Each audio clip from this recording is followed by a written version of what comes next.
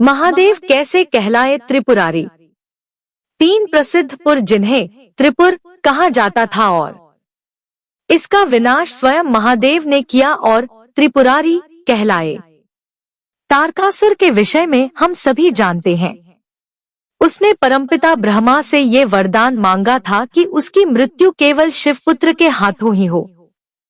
देवी सती ने आत्मदाह कर लिया था और भगवान शिव घोर समाधि में चले गए थे। ऐसे में तारकासुर का वध असंभव था। वो निष्कंटक होकर राज्य करने लगा।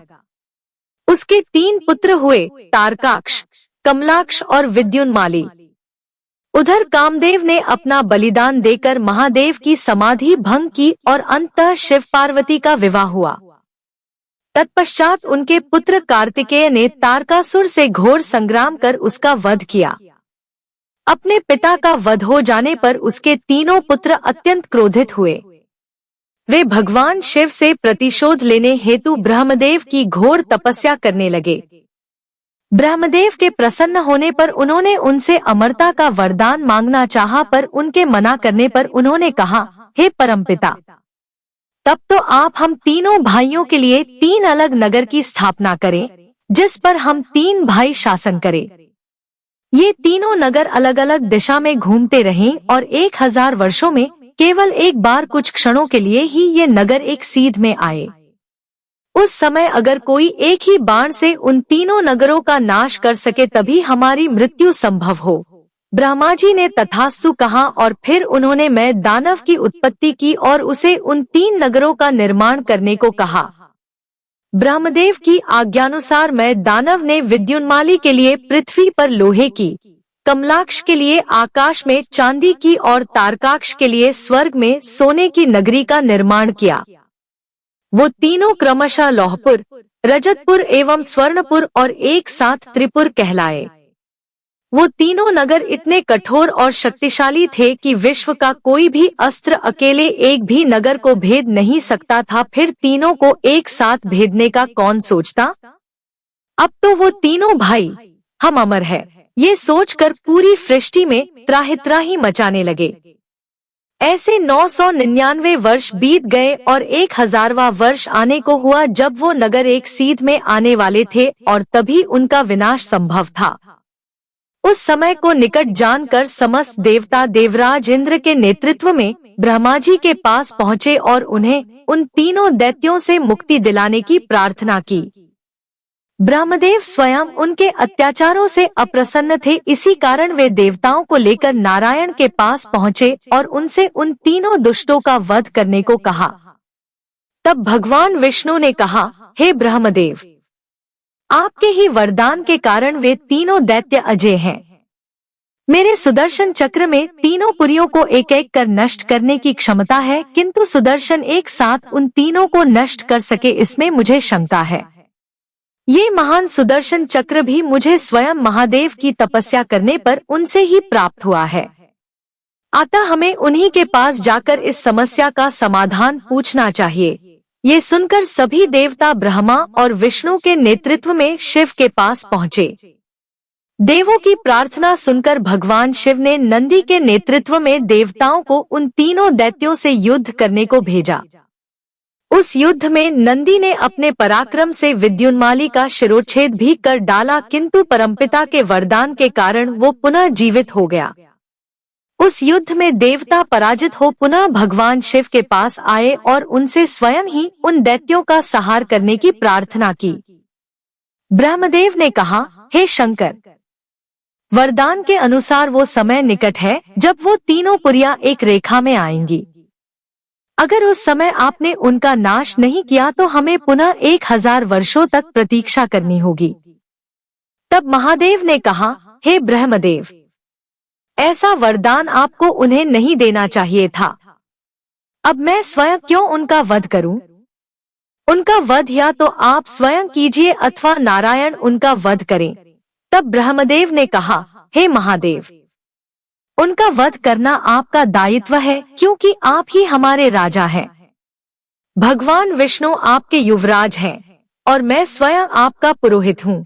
ब्रह्मा जी की ऐसी अद्भुत बात सुनकर महादेव ने हंसते हुए कहा, हे ब्रह्मदेव, आप मुझे राजा कहते हैं, किंतु ना ही मेरे पास रथ है, ना कुशल सारथी और ना ही अस्त्र।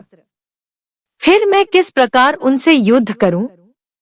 महादेव को लीला के लिए उद्धत देखकर भगवान विष्णु के आदेश पर माता पृथ्वी ने स्वयं रथ का रूप लिया। चंद्र और सूर्य उस रथ के दो पहिए बने। पर्वतों में श्रेष्ठ मेरु पर्वत महादेव के धनुष बने और स्वयं शेषनाग, कहीं कहीं वासुकी का भी वर्णन है, उस धनुष की प्रत्यंचा बने। स्वयं नारायण उनका बाण बने और अग्नि उस बाण की नोक एवं वायु उस बाण का पार्श्व बने। ऐसे महान रथ के सारथी स्वयं ब्रह्मदेव बने। तीनों लोकों में ऐसा रथ और ऐसे शस्त्र किसी और को प्राप्त नहीं हुए थे। अब महादेव युद्ध करने के लिए तत्पर हुए और रथ पर चढ़े, किंतु पृथ्वी उनके भार को खींचने में असमर्थ हुई। तब इंद्रादि समस्त देवता अपनी अपनी शक्ति के साथ उस रथ को खींचने का प्रयत्न करने लगे, किंतु उनकी सम्मिलित शक्ति भी उस महान रथ को हिला ना सकी। अंततः भगवान विष्णु स्वयं बैल के रूप में रथ की ध्वजा पर विराजे और तब जाकर वो रथ आगे बढ़ा। जब वो रथ त्रिपुर के पास पहुंचा तो तीनों नगरी एक रेखा में आने वाली ही थी। तब महादेव ने अपने रौद्र रूप में आकर मेरु रूपी धनुष से स्वयं नारायण रूपी बाण का संधान किया और उसे त्रिपुर की ओर छोड़ा। भयंकर प्रलयाग्नि निकलता हुआ वो बाण त्रिपुर की ओर बढ़ने लगा। तभी महादेव को याद आया कि उन पुरियों का रचिता मैं दानव अभी भी उस पुरी में ही है। तब महादेव की प्रेरणा से भगवान विष्णु ने अपनी गति कम की और नंदी तीव्र गति से उन पुरियों में पहुँचे। वहां पहुंचकर उन्होंने मैं दानव को सूचित किया कि इन पुरियों का नाश होने वाला है। ये सुनकर मैं दानव तत्काल वहां से निकल गया। ठीक उसी समय महादेव का महाप्रलयंकारी बाण उन पुरियों से टकराया और वे तीनों पुरियां तारकाक्ष, कमलाक्ष और विद्युन्माली सहित तत्काल भस्म हो गई। उन दैत्यों का वध होता देख सारे देवता महादेव की जय जयकार करने लगे और फिर महारुद्र ने अपना प्रसिद्ध त्रिपुर नाश नर्तन किया। त्रिपुर के नाश के पश्चात इंद्रादि देवताओं को ये भ्रम हो गया कि महादेव ने उनकी सहायता से त्रिपुर का नाश किया है। देवताओं में उत्पन्न इस अभिमान को देखकर भगवान विष्णु ने उन्हें 3 बातें बताई। भगवान शिव किसी की भी शक्ति को धारण कर सकते हैं, क्योंकि वही पूरी सृष्टि की शक्ति का स्रोत है। उन तीनों दैत्यों को ये वरदान जरूर था कि उनका वध तीनों पुरियों के एक सीध में आने पर ही होगा, किंतु भगवान शिव अगर चाहते तो कभी भी उनका वध कर सकते थे। किंतु उन्होंने ऐसा नहीं किया, क्योंकि इससे ब्रह्मदेव का वरदान असत्य हो जाता और उनका अपमान होता। त्रिपुर के विनाश के लिए भगवान शिव को किसी रथ, सारथी अथवा शस्त्र की आवश्यकता नहीं थी। अगर वे चाहते तो केवल अपनी दृष्टिपात से ही त्रिपुर को भस्म कर सकते थे। भगवान विष्णु की ऐसी बात सुनकर सारे देवता बड़े लज्जित हुए और त्रिदेवों के समक्ष नतमस्तक हुए। जय महाकाल। नमः शिवाय। महाकालेश्वर की भस्म आरती का राज। महाकालेश्वर मंदिर, क्या आपने कभी महाकालेश्वर मंदिर के बारे में सुना है? यह मंदिर भारत के 12 ज्योतिर्लिंगों में से एक है। ज्योतिर्लिंग मतलब वह स्थान जहां भगवान शिव ने स्वयं लिंगम स्थापित किए थे।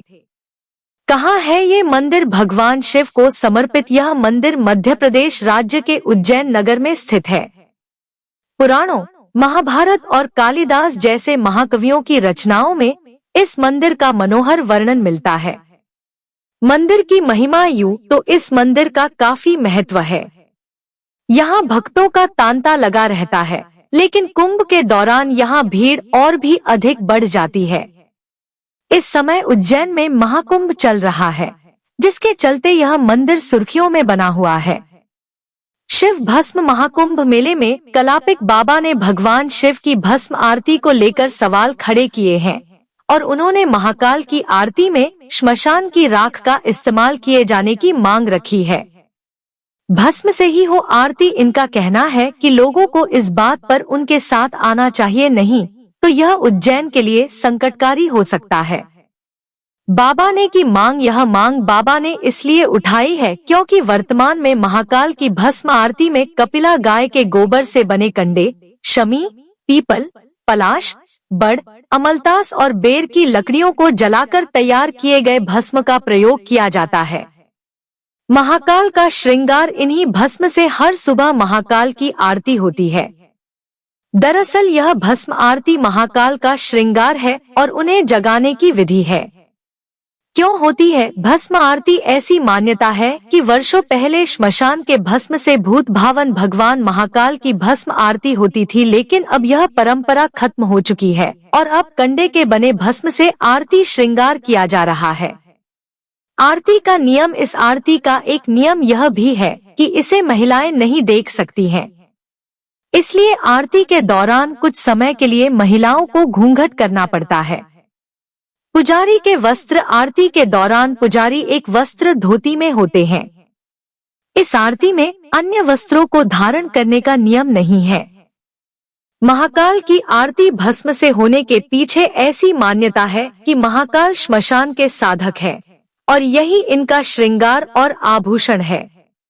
भस्म का प्रसाद। महाकाल की पूजा में भस्म का विशेष महत्व है और यही इनका सबसे प्रमुख प्रसाद है।